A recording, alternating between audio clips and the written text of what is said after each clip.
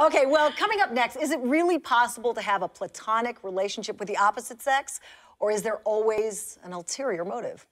Aaron, Issa, and Melinda talk with relationship expert Hasani Pettiford to find out the real truth behind what's really going on. Do you think a couple could have a sexual relationship and still be friends? Absolutely not. Absolutely not.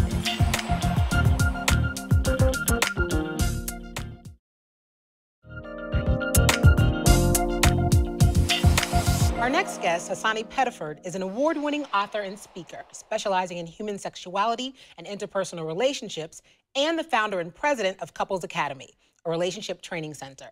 Welcome, Hasani. Thanks for having me. First, let's answer the age-old question, can men and women be friends? I think it depends upon who you're talking about. You know, the reality is every single relationship, whether male-male, female-female, or male-female, every single relationship on the planet Earth is based upon some form of attraction.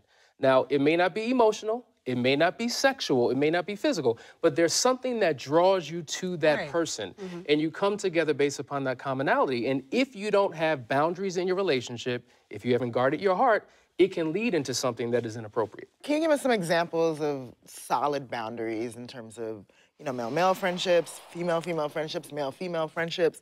Like, how can you establish a sense of boundaries that are sort of universal? Okay, so if I'm in a relationship and I have an opposite sex friend prior to my relationship with that friend has got to change. The nature of it has got to change. So if I'm the type that can chill with my partner, my friend, go to the movies, talk on the phone, and have a good time, and now I'm in a committed relationship, imagine my woman knowing that I'm on the phone with my friend engaging in just casual conversations, just kicking it when I have somebody in my own home that I should be building that same type of rapport with. So it's got to change, because if it doesn't, it can create vulnerability within your existing relationship. And in what way would you suggest, or should it change? In what way? Well, my thing is this. If I have a friend of the opposite sex, that friend has to now befriend my wife or my girlfriend so that there's a level of comfort there. If my opposite sex friend has a boyfriend, right? Now we have to become couple friends. So I shouldn't be able to do anything outside of the presence of my wife that I would do with an opposite sex friend, because it can create all types of relationships. Now, when you think about infidelity, a lot of infidelity within relationships take place with quote unquote friends. Well, Hasani, listen, that sounds really, no, that sounds great. Yes. But let's make it practical. So you say to your wife, you say, honey, I want you to become friends with my friend who I've been friends with for a very long time. And your wife says, yeah, but I don't really mess with her like that. Like, I don't really get along with her that well. What does that then do to your friendship? How do you navigate through that type of situation? Because that's not always the case, where two women are willing to just go, oh, okay, let's be friends. Well, see, the reality is, once you enter into an intimate, committed, long-lasting, mutually beneficial relationship, that becomes your primary relationship, right? Okay. And everything else comes secondary to that. So whatever creates vulnerability or issues in that relationship, you've got to make certain adjustments and tweaks. If I'm on a job working 9 to 5, I'm developing relationships with all types of people. Sure. And the reality is, you spend more time with people who you're not in your home with than those in your home. You spend 8, 9 hours with regular people, and according to statistics, you only spend around 5 to 10 minutes of quality conversation with your partner. Wow. Already, just from the numbers alone, that presents a problem. If it's a business relationship, fine, let's keep it business. The problem is when it turns from business to casual, and the reality is the foundation of all communication is intimacy. Intimacy means into-me-see. So when I allow you to see inside my heart and see inside my mind and see inside my emotions, that creates a problem. And so those platonic lines all of a sudden become very blurry. Do you think a couple could have a sexual relationship and still be friends? Absolutely not. Absolutely not. First of all, by definition alone, when you look up the word platonic, it means intimate and affectionate relationship with no sex. By definition, sex is more than just a physical interaction. You bring your heart, your mind, your spirit, your body, your everything into that experience. So I may be in a sex ship with someone because I'm forced to, because the person I'm having sex with doesn't want something more, but it doesn't mean that there's no emotional attachment that I have with that other person that clouds that interaction. And oftentimes, 9 times out of 10, there's some type of emotional connection that one has for the other that the other one just doesn't have. What should you do if you're in a platonic friendship, but one person has feelings but the other one doesn't?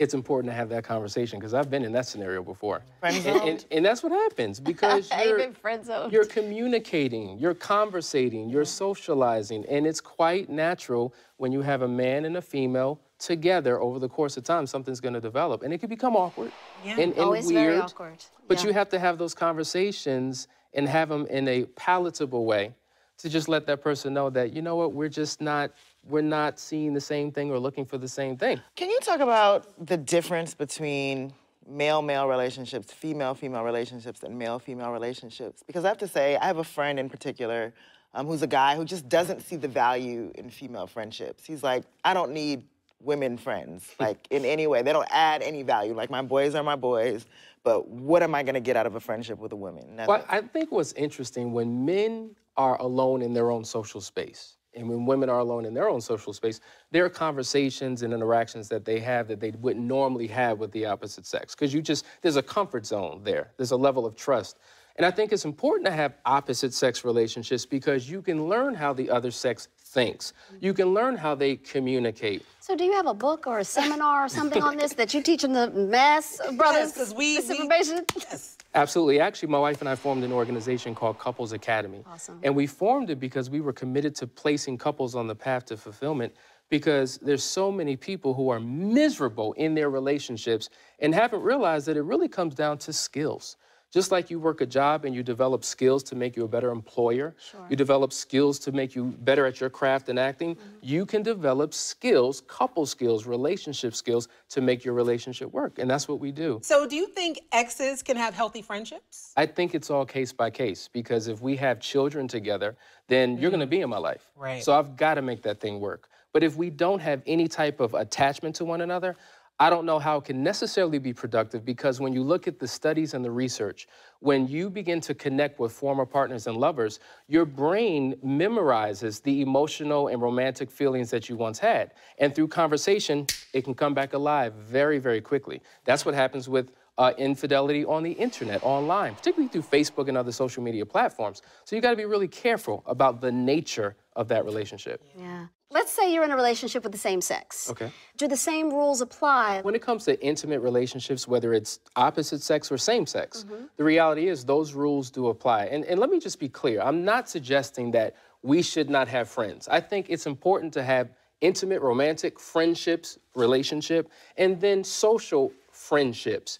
But the nature of those relationships have to be crystal clear. You ever find that men have other issues, men have their own issues befriending other male friends? Well, I think men in general have a problem socializing in a larger sense. A lot of times as men, we're wired to be very independent. We run to our cave. We don't necessarily need a lot of relationships. So you have to understand the way we interact with each other is different than women. When women get together, what do? They connect. Sure. And they connect based upon communication. So the minute a woman walks in the door to the minute she leaves, they're talking and talking and talking. Where two men can come together, never utter a word. We could be watching a basketball game, but we bond. Yeah. Bonding doesn't require a lot of communication necessarily. Right. So I think, when dealing with opposite sex, relationships, you have to kind of navigate how to make things work based upon how you're wired, and you have to learn and develop certain social skills to make these relationships work. What if I don't like my man's male friends? And what effect? No, because that happens. real. You fight over friends. We're always That talking about is real. women and men. Especially in a committed relationship, because sometimes you can have friends that are a complete negative influence on your partner's life. Trifling. And you can see things that they just can't see. And so you have to have some serious conversations. But the thing is, it's about how you present it. When you come in a very boisterous, aggressive, you need to cut him off type of thing, no man, or woman for that matter, is going to take to that. But when you come and your conversation's more palatable, and it's more about you as opposed to me, because I don't want you to have that friend maybe because of me as opposed to you. And so I think it's important to just really communicate. And I think at the end of the day, we don't spend enough time really doing that and bringing understanding. Because if I could shed light to you regarding a friend and help you see something that you didn't see, it may work. Hasani, thank you so much for joining us today. This has been great. Thank you. It's a pleasure. Join the conversation using #XKLTV.